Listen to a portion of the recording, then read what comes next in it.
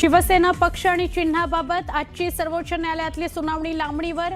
राष्ट्रवादी काँग्रेसच्या पक्ष आणि चिन्हाबाबतही होणार सुनावणी।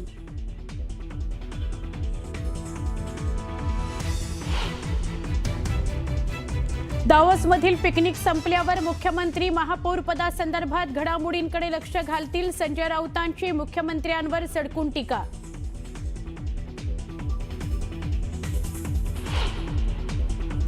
दावोसमधील कॉन्फरन्स हास्यास्पद, गुंतवणुकीचे आकडे फुगवून का सांगता?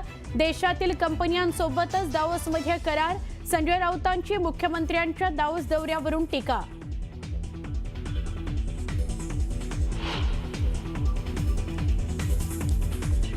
मुंबईत महायुतीत वादाची ठिणगी। समाधान सरवणकरांविरोधात भाजप कार्यकर्ते आक्रमक। सरवणकर भाजप विरोधात खोटी माहिती पसरवत असल्याचा आरोप।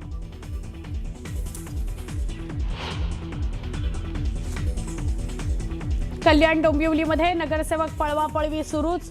शिवसेना उबाठाचे आणखी 2 नगरसेवक मनसेच्या गोटात। नगरसेवकांची संख्या घसरली 7 वर।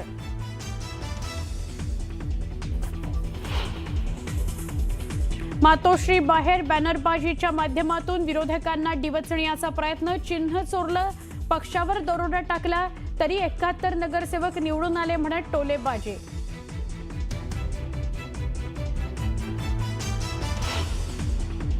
शिवसेना उबाठा पक्षाच्या एसटी प्रवर्गातील 2 नगरसेवकांवर सत्ताधाऱ्यांची नजर असल्याची सूत्रांची माहिती। महापौरपद राखीव होणार असल्याच्या चर्चेनं दबाव आणत असल्याचा उबाठाचा दावा।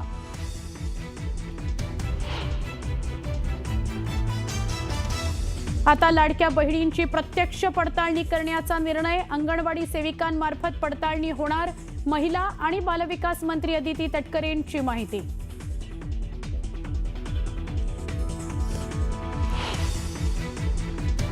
नागपूरच्या जंगलातील वाघांच्या बछड्यांचा व्हिडिओ सोशल मीडियावर व्हायरल। बछड्यांनी वेधलं पर्यटकांचं लक्ष। बछड्यांची पर्यटकांना भुरळ।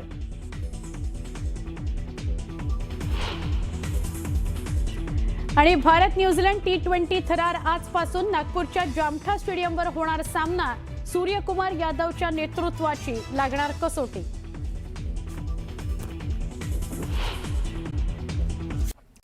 ठाण्यामध्ये शिवसेनेकडून कोण महापौर बनणार याची उत्कंठा वाढली आहे। शिवसेनेत ठाणे महापौर पदावरून काही नावं चर्चेत आहेत।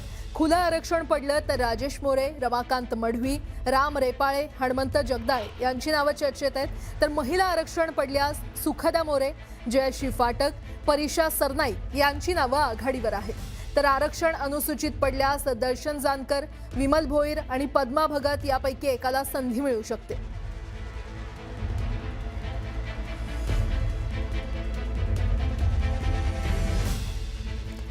पुढची बातमी पाहूयात। विरोधी पक्षनेत्यासाठी माजी महापौरांना संधी की नवीन चेहरा असा प्रश्न उपस्थित होतोय।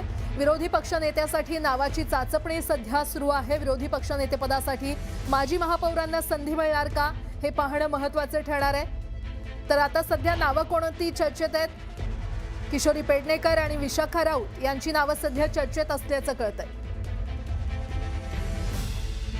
मुंबईमध्ये विरोधी पक्षनेत्यासाठी माजी महापौरांना संधी मिळणार का की नवीन चेहरा देण्यात येईल हे पाहणं महत्त्वाचं ठरणार आहे।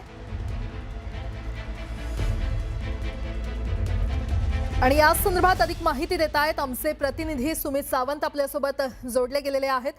सुमित, विरोधी पक्षनेत्यासाठी नेमकी कुणाची नावं सध्या चर्चेत आहेत की नवीनच कोणता चेहरा पाहायला मिळणार आहे? काय अपडेट? सगळ्यात महत्त्वाचा मुद्दा आधी हा आहे की आता पक्षीय बलाबल जर पाहिलं तर दुसऱ्या क्रमांकावर ठाकरेंची शिवसेना आहे आणि विरोधी पक्षनेत्यात कदाचित प्रमुख दावेदारी ही ठाकरेंचीच असू शकते आणि त्यामुळे नावांची चाचपणी सुरू झाली।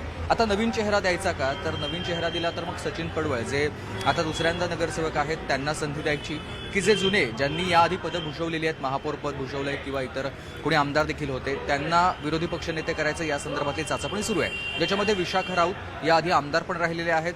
त्यांनी इथून नगरसेवक म्हणून सातत्यानं 3 ते 4 वेळा ते निवडून आलेले आहेत। त्याचबरोबर किशोरी पेडणेकर ज्या माजी महापौर आहेत त्यांना विरोधी पक्षनेते करायचं का की आणखी इतर कोणतं नाव आपण पुढे आणू शकतो या सगळ्या संदर्भातली चाचपणी ठाकरेंच्या शिवसेनेमध्ये सुरू आहे।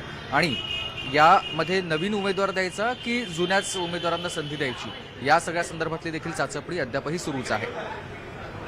बरं सुमित, धन्यवाद या संपूर्ण माहितीसाठी.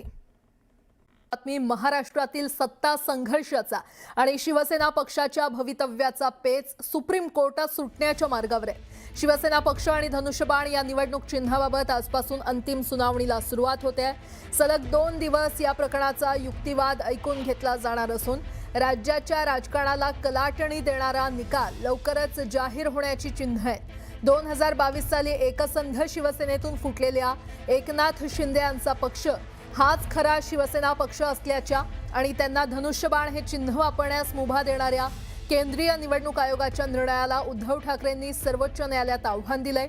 यासोबतच शिंदे पक्षाच्या आमदारांना अपात्र ठरवण्याऐवजी पात्र ठरवण्याच्या विधानसभा अध्यक्ष राहुल नार्वेकर यांच्या निर्णयालाही शिवसेनेचे मुख्य प्रतोद सुनील प्रभू यांनी आव्हान दिलं असून या दोन्ही याचिकांवर एकत्र सुनावणी होणार आहे.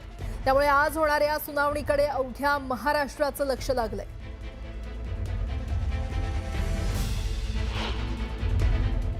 उद्या पाहू ना, तारीख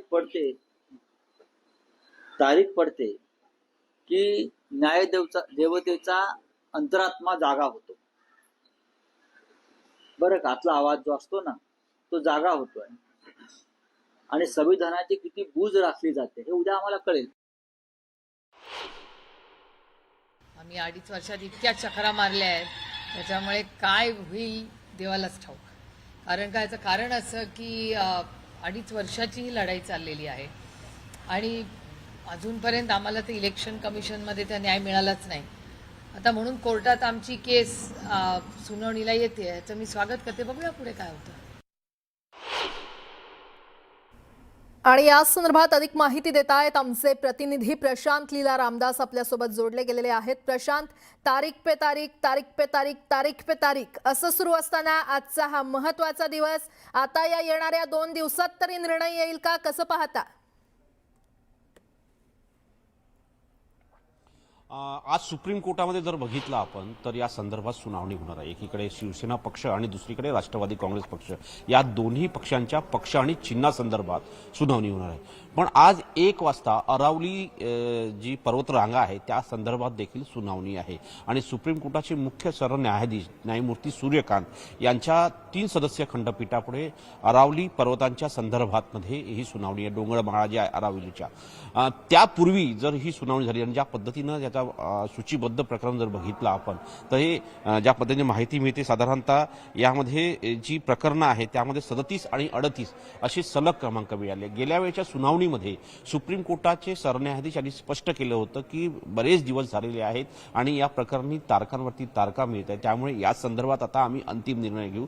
6 तासांच्या युक्तिवादाला परवानगी दिली होती. आज तो युक्तिवाद सुरू होतो का हे निश्चितपणे कळेल. साधारणतः जेव्हा 10:30 वाजता सुनावणीला प्रारंभ होईल त्यानंतर अग्रक्रम ठरेल की कुठल्या याचिकांवरती सुनावणी घ्यायची, त्यानुसार असं सुनावणी होईल आणि 10:30 वाजता तो अग्रक्रम निश्चित होणार आहे. पण महत्त्वाचं म्हणजे जर बघितलं या सगळ्या पार्श्वभूमीमध्ये या संदर्भात शिवसेनेचे नेते राहुल शेवाळे देखील दिल्लीत आलेले आहेत आणि शिवसेने उद्धव बाळासाहेब ठाकरे पक्षाचे नेते देखील दिल्लीत आलेले आहेत. महत्त्वाचं म्हणजे आजच्या या सुनावणीच्या दरम्यान उद्याची तारीख निश्चित केली जाते का हे देखील पाहणं अतिशय महत्त्वाचं असणार आहे, कारण की कालावधी फार कमी आहे आणि जे सूचीबद्ध प्रकरण आहे ते 37 आणि 38 आहे, तोपर्यंत प्रकरण पोचतं का हे देखील पाहणं अतिशय महत्त्वाचं ठरणार आहे. दुसरीकडे असीम सरेदो जे शिवसेना उद्धव बाळासाहेब ठाकरे पक्षाचे वकील आहेत त्यांनी दावा केला आहे की निश्चितपणे आमच्या बाजूने निकाल लागेल आणि एक मोठा धक्का शिवसेनेला मिळेल असा त्यांचा दावा आहे. तो त्यांचा दावा खरा ठरतो का हे देखील पाहणं अतिशय महत्त्वाचं असणार आहे. बरं प्रशांत, वेळोवेळी संवाद साधत राहू. तुर्तास धन्यवाद या संपूर्ण माहितीसाठी.